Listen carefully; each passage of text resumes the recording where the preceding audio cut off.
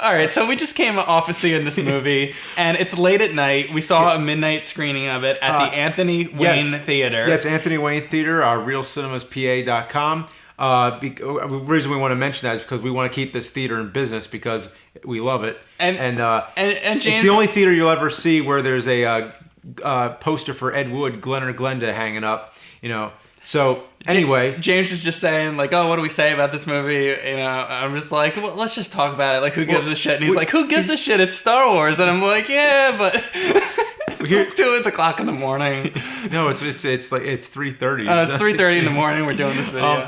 So anyway, are you excited that you just saw another Star Wars movie, even though it's only been a year? No, that's crazy. It's the first time we've ever seen one a year apart. Right. I'm a little upset that they're doing a movie every single year because Star Wars used to be an event. Yeah. It was like every, several years there would be one, and then you have to wait a really long time. And I remember, I know a lot of, Phantom Menace kind of sucked, but when it came out, it was super exciting, and everybody went to the theater. Huge event. So I guess we got to get that out of the way first. We're beginning to see the cheapening of this. Like, you're eventually going to see a movie about the Max Rebo band. Every little minor. We're practically there already. I want to see. I mean, look, we just saw Star Wars Episode 3.5, and now I want to see what's going on at the same time as this with Yoda on Dagobah. I just want to see Yoda sitting there. I still want to see it. Yeah, Yoda goes delirious, just sitting in the swamp all by himself, and that's how he ends up in Empire Strikes Back, where he's like kind of whack, when it begins. There's all kinds of possibilities now that they've opened up to the world. I mean, we know since, Darth Vader is in the trailer to the movie, that Darth Vader's in this movie. There could be, after this, a standalone Darth Vader movie that takes place at some point, because you can always just have somebody under the mask, and even if James Earl Jones died, wasn't the whole somebody thing could do kind the voice. of a Darth Vader movie? But I know what you mean. Like, it would be cool this to see, one? like...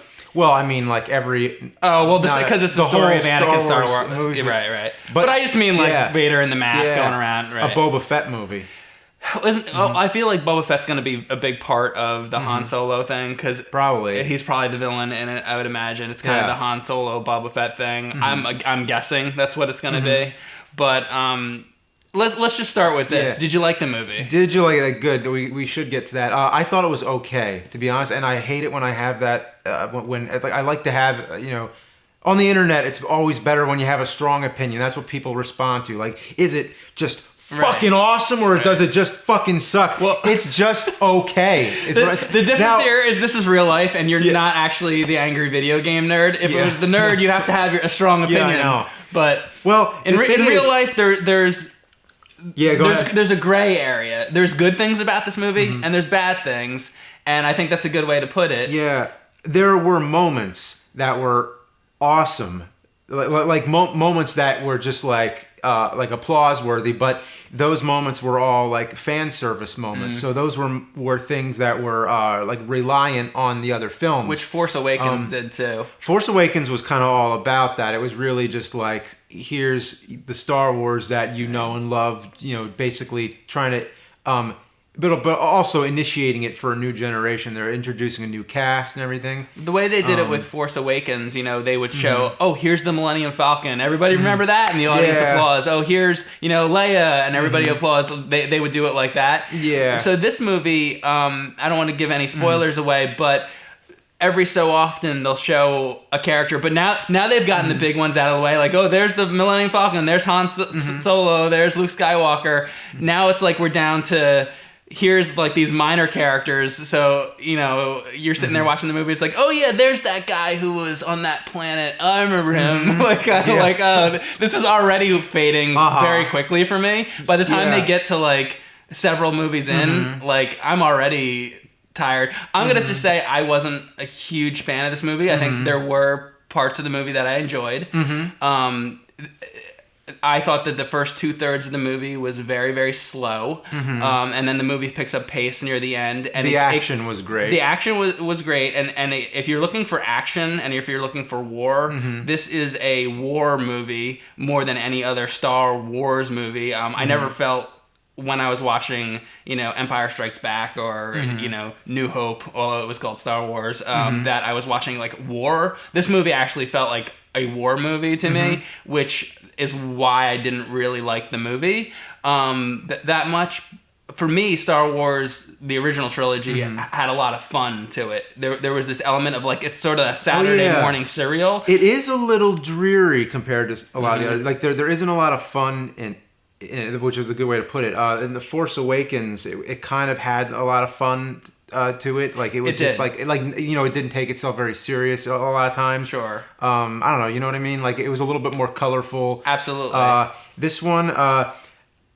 I didn't like the characters as much. Not that I didn't like them. I didn't connect with them. I thought that the main actress was very good, and all the people in the movie they were good in their roles. But I had a hard time caring about the characters because I just felt everything was very slow and very dry for a long time. They have a robot character in the movie. I don't remember his name. Oh, the droid was great. The droid character, the comic relief droid, like. Sort of like C-3PO. I felt like he was, to me, he felt very interjected because the movie was so dry that they needed a little levity. And it was very obvious to me that it was just like, all right, here's the joke part with the droid. Yeah, he's the funny character. He's the funny character. And I don't know, I was more a fan of than Force Awakens than this movie. I think my problem basically is that I just like the more like lighthearted, fast-paced Star Wars that we're used to with the original trilogy and even with Force Awakens.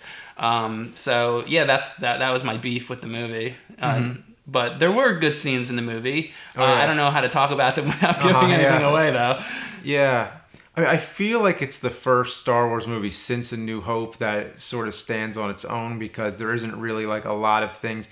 It doesn't like pick up where Revenge of the Sith left off. It doesn't really have, there isn't really much of a thread going that way. It's more like just setting up New Hope.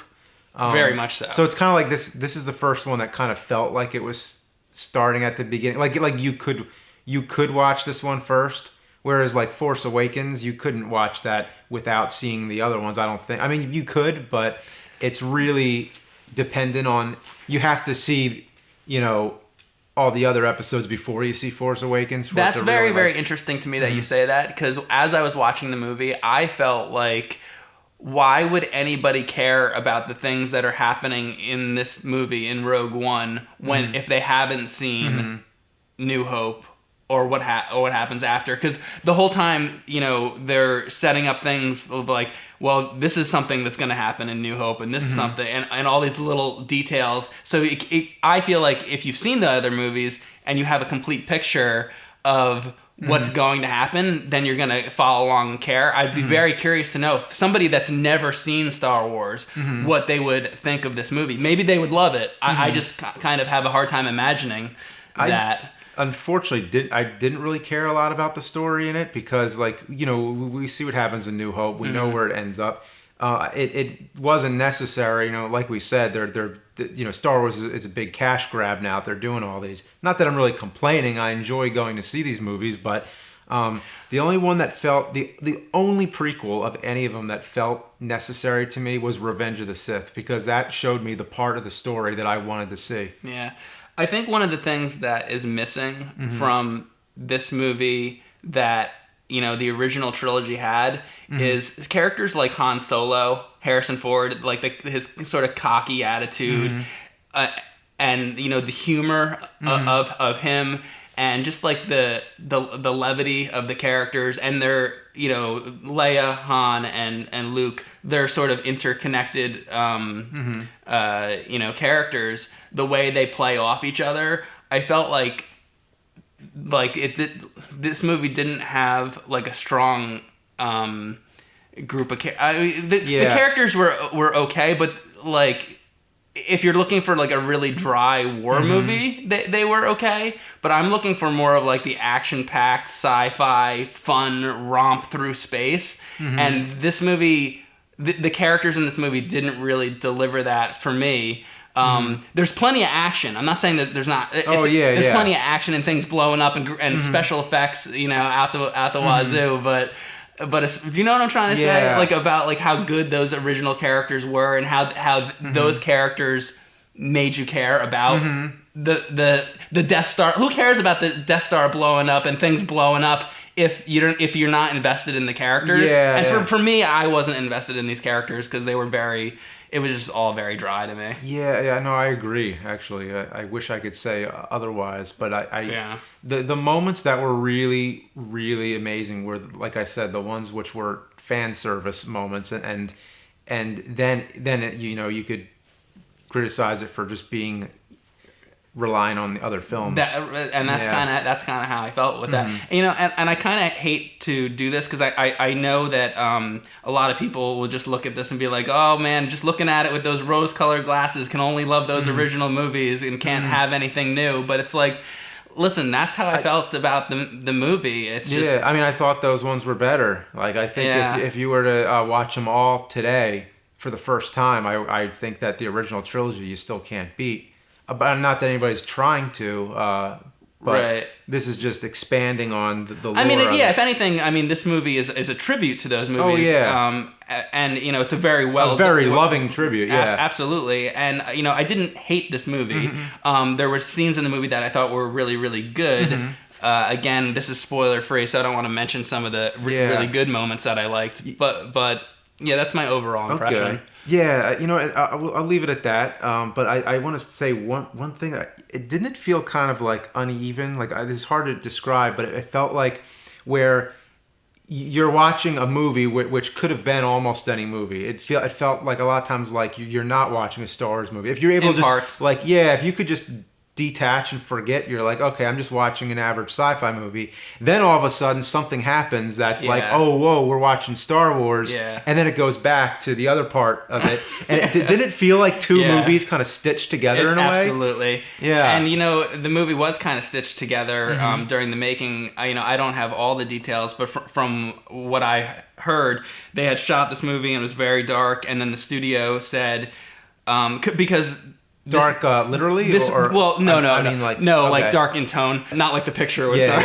Although it's in space, but at first I thought you meant that. But the movie, literal picture is dark. This movie literally leads into the beginning of New Hope, and basically the studio said, hey, New Hope is very fun and, everything. And the tone of the movie was not really in tone with that. So they wanted certain things fixed to make it feel a little more... Because apparently originally the movie was so different that it wouldn't really... Like if you watch this and then watch New Hope, it would be like, wait, these are totally different.